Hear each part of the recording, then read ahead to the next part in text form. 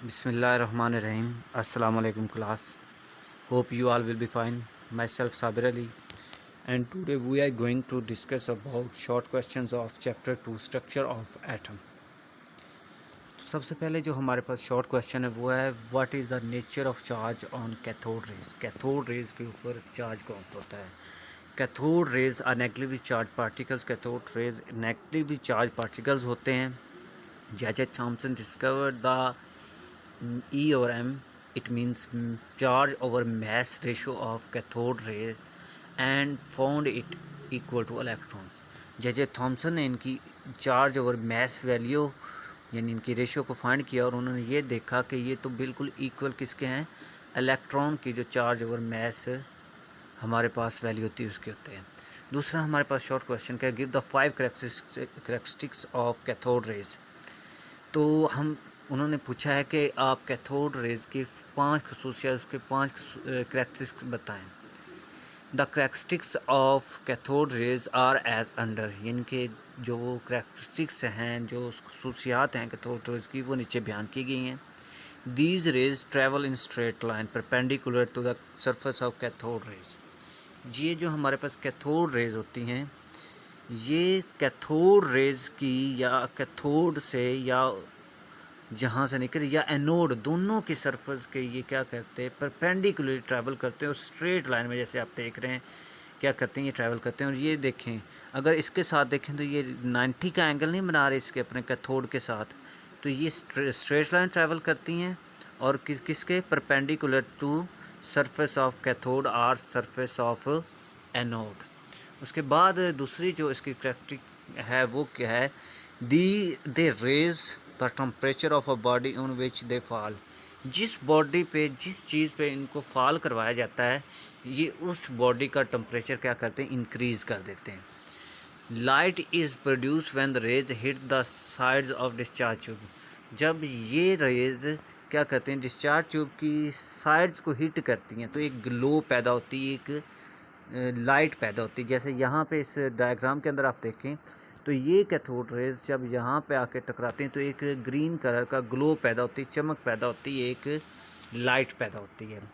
उसके बाद इसकी अगली एक खसूसियत की को देखें तो वो कहता है they cast a sharp shadow on opaque object if place in their path. अगर इनके सामने कोई भी ऐसी चीज़ जो कि लाइट को नहीं गुजरने देती वो रख दी जाए तो उस पर अपना एक निशान और उसका साया छोड़ जाती है। It means they are particles. The nature of कहते हो rays does not depends upon the nature of gas use in discharge tube. यानी कि जो इनकी नेचर होती है ना, वो जो इसके अंदर मौजूद गैस होती है उसके डिपेंड नहीं करती, इंडिपेंडेंट होती है। आप जौन सी मर्ज़ी गैस इस्तेमाल करेंगे, हीलियम कर लें, हाइड्रोजन कर लें, क्लोरीन कर लें, तो जो हमारे पास कैथोड रे निकलेगी उनकी नेचर हमेशा क्या रहेगी, सेम रहेगी। उसके बाद हमारे टॉपिक से रिलेटेड जो नेक्स्ट शॉर्ट क्वेश्चन है वो है हमारे पास, give the 3 properties of positive rays, यानी कैनॉल रेज की 3 प्रॉपर्टीज़ बताएं। Positive rays are also called canal rays, their properties are, यानी कि आप जो हमारे पास पॉजिटिव रेज हैं उनको क्या कहते हैं, हम कैनॉल रेज के कहते हैं, और उनकी ये प्रॉपर्टीज़ बताई गई हैं। These rays travel in a straight line, the direction opposite to the cathode rays. ये क्या करते हैं कि ये ट्रैवल करती हैं स्ट्रेट लाइन, जिस तरह हमारे पास कैथोड रेज ट्रैवल करती थी स्ट्रेट लाइन, इसी तरह ये भी स्ट्रेट लाइन, लेकिन इनकी जो डायरेक्शन है ना वो क्या होती है, अपोजिट होती है किस चीज़ के, कैथोड रेज के। अब ये जो कैनाल रेज हैं, ये जो रेड के साथ जिनको शो किया है ये कैनाल रेज हैं, और ये जो ग्रीन के साथ शो किया गया कि ये क्या है, हमारे पास कैथोड रेज हैं। अब देखिए कैथोड रेज भी स्ट्रेट लाइन ट्रैवल कर रही हैं और ये कैनाल रेज भी स्ट्रेट लाइन, लेकिन इनकी जो डायरेक्शन है वो इस तरफ और इसकी इस, ये भी सरफेस के परपेंडिकुलरली करते हैं, लेकिन इनकी डायरेक्शन कैथोड रेज की डायरेक्शन से क्या होती है, डिफरेंट होती है। अगर उसके बाद हम बात करें इनकी, तो इनकी properties, they are positively charge, ये पॉजिटिवली चार्ज होते हैं। जैसे कि यहाँ पे हम बात करते हैं कैथोड रेज की, तो ये क्या कर रही थी, के कैथोड से निकल के ये एनोड की तरफ जा रही है। इनकी जो डायरेक्शन है ये आप गौर से देखें तो किसकी तरफ है, पॉजिटिव एनोड की तरफ है, एनोड की तरफ जा रही है। इसका मतलब है कि ये फिर नेगेटिव होंगी। तो इसी तरह यहाँ पे गौर से देखें तो ये जो हमारे पास हैं ये कैथोड की तरफ जा रही है। अगर ये कैथोड की तरफ जा रही हैं, एनोड से कैथोड की तरफ जा रही हैं, इसका मतलब है कि इन पे कौन सा चार्ज होगा, पॉजिटिव चार्ज होगा। इन पे कौन सा होगा, पॉजिटिव चार्ज। अगर ये नेगेटिव की तरफ जा रही हैं तो इट मीन्स इन पे पॉजिटिव चार्ज है तो ये नेगेटिव की तरफ जा रही हैं। अदरवाइज अगर पॉजिटिव नेगेटिव चार्ज इसके अंदर होता तो ये उसको रिपेल कर देती। उसके बाद जो इसकी थर्ड प्रॉपर्टी है, mass of particle was found equal to the proton at simple multiple of it. अगर इसको गौर से देखा जाए तो हमें ये पता चलता है कि इसका जो मैस होता है वो प्रोटॉन के मैस के बिल्कुल इक्वल होता है। और बाद में ये डिस्कवर भी हो गया कि ये प्रोटॉन होते हैं। उसके बाद हमारे पास नेक्स्ट क्वेश्चन है, what are the defects of Rutherford atomic model. Rutherford atomic model had following defect. इसके दो डिफेक्ट, एक तो था स्टेबिलिटी ऑफ एटम के, एटम स्टेबल कैसे रहता है, एटम ख़त्म कैसे नहीं होता। तो जो हमारे पास रदरफोर्ड का एटॉमिक मॉडल था उसको अब जब हम गौर से देखें तो वो कुछ इस तरह का था। उनके नज़दीक जो उन्होंने ये बताया था कि सेंटर में एक न्यूक्लियस है जिसके गिर्द इलेक्ट्रॉन्स क्या कर रहे हैं, रिवॉल्व कर रहे हैं। अब क्लासिकल फिज़िक्स के मुताबिक जब भी कोई चार्ज पार्टिकल, चाहे वो पॉजिटिव चार्ज हो चाहे नेगेटिव चार्ज हो, ट्रैवल करता है, जब एक जगह से दूसरी जगह जाता है तो वो क्या करता है कि रेडिएशन खारिज करता है। और ये रेडिएशन किस फॉर्म होती है, in the form of energy. जब वो एनर्जी खारिज करता जाएगा, फ़र्क है यहाँ पे था एक इलेक्ट्रॉन और वो घूमने से, रिवॉल्व करने से उसने अपनी रेडिएशंस को क्या किया है, खारिज किया है। तो रेडिएशंस खारिज करते करते करते वो उसका जो डायामीटर है, जो उसका रेडियस है, वो क्या होता जाएगा, कम होएगा। और अल्टीमेटली एक वक्त ऐसा आएगा कि ये न्यूक्लियस के अंदर फॉल कर जाएगा और इस तरह तो फिर एटम का वजूद ही ख़त्म हो गया। तो सबसे पहले हमारा जो फॉल्ट था इसके अंदर वो ये था कि ये स्टेबिलिटी नहीं बताते थे। According to the classical theory of radiation, electron being charge particle should release और emit energy continuously, they should ultimately fall into the nucleus, यानी उसको न्यूक्लियस के अंदर गिर जाना चाहिए अकॉर्डिंग टू क्लासिकल थ्योरी। दूसरा, ये नेचर ऑफ स्पेक्ट्रम नहीं बताता था। If electron emit energy continuously, they should form a continuous atomic spectrum, but in fact a line spectrum was observe. अब ये एक चीज़ जो और इसके सामने आ रही थी, अब ये देखें कि इलेक्ट्रॉन क्या कर रहा है, कंटिन्यूसली रिवॉल्व कर रहा है, कहीं पे रुक नहीं रहा। जब रुक नहीं रहा तो इसको चाहिए कि ये जो रेडिएशंस खारिज करे वो इस तरह की कंटिन्यूस रेडिएशंस खारिज करे। लेकिन जब एटॉमिक स्पेक्ट्रम को गौर से देखा गया तो वो इस तरह का लाइन स्पेक्ट्रम शो करता था, कंटिन्यूस स्पेक्ट्रम नहीं शो करता था।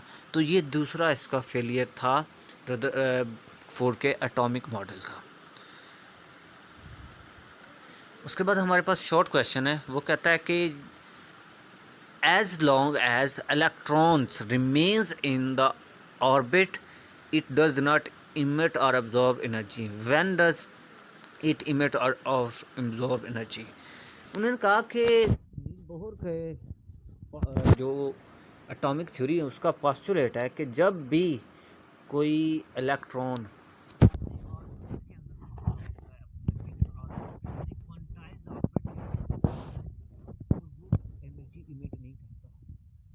कहते हैं, आप ये बताएं कि कब एनर्जी फिर इमिट करता है। इसका आंसर देखते हैं हम। इसका आंसर है कि electron do not emit or absorb energy till they retain in their orbit. तब तक इलेक्ट्रॉन कोई एनर्जी ना खारिज करते ना absorb करते जब तक वो अपने फिक्स ऑर्बिट के अंदर रिवॉल्व करते रहें। जैसे इसका ये ऑर्बिट है तो इसके अंदर ये रिवॉल्व कर रहा है, इसको ना तो एनर्जी ऑब्जॉर्व करने की ज़रूरत है ना ही इमिट करने की। लेकिन अगर यहाँ से यहाँ जाएगा या यहाँ से वापस यहाँ आएगा, यानी अपना ऑर्बिट चेंज करेगा, तो फिर ये क्या करेगा, एनर्जी ऑब्जॉर्व करेगा। जब एनर्जी ऑब्जॉर्व करेगा तो वो क्या करेगा, रेडिएशंस पैदा होंगी और वो रेडिएशंस क्या करेंगे, स्पेक्ट्रम बनाएंगी। Electron emits energy when it jumps from high energy level to lower energy level, and electron absorb energy when it jump from lower energy to higher energy orbit. The change in energy is given by the following Planck's equation. Max Planck's की इस equation से इसको denote किया गया है। कैसे, इसको दोबारा हम गौर से, वो कहता है कि ये अब्जॉर्ब करेगा एनर्जी। ये जो न्यूक्लियस के करीब वाला ऑर्बिट होता है ये लो एनर्जी ऑर्बिट होता है, और जो उसके दूर वाला होता है उतना ज़्यादा वो हाई एनर्जी होता है। वो कहता है कि अगर हाई एनर्जी से लो एनर्जी की तरफ जाएगा तो साफ ज़ाहिर है उसको कुछ एनर्जी अपनी इमिट करना पड़ेगी, क्योंकि वो कम एनर्जी की तरफ जा रहा है, उसको कम चाहिए, जो इजाफी होगी वो इमिट कर देगा। लेकिन अगर लो से हाई की तरफ जा रहा है तो फिर उसको अब्जॉर्व करनी पड़ेगी। यहाँ पे फ़र्ज़ किया इसके पास 3 थी और यहाँ पे इसको 5 चाहिए, तो ये जो 2 है अब्जॉर्व करके यहाँ पर पहुँचेगा, अदरवाइज़ ये नहीं आएगा यहाँ पे। तो इलेक्ट्रॉन जब भी अपने एक ऑर्बिट से दूसरे ऑर्बिट में जंप करता है तो वो क्या करता है, एनर्जी रिलीज़ करता है या अब्जॉर्ब करता है। उसके बाद इस एनर्जी के अब्जॉर्ब करने को या रिलीज़ करने को मैक्स प्लॉन्क्स ने अपनी चेंज इन एनर्जी की एक इक्वेशन से दिया HV से। अब HV क्या है? HV हमारे पास एक इक्वेशन है जिसमें वो कहता है कि चेंज इन एनर्जी जो है ना, डेल E, इसको हम कह सकते हैं कि ये बराबर होता है E2 minus E1 is equal to HV। अब E क्या है? Energy of lower orbit E1। E2 क्या है? Energy of higher orbit. H क्या है?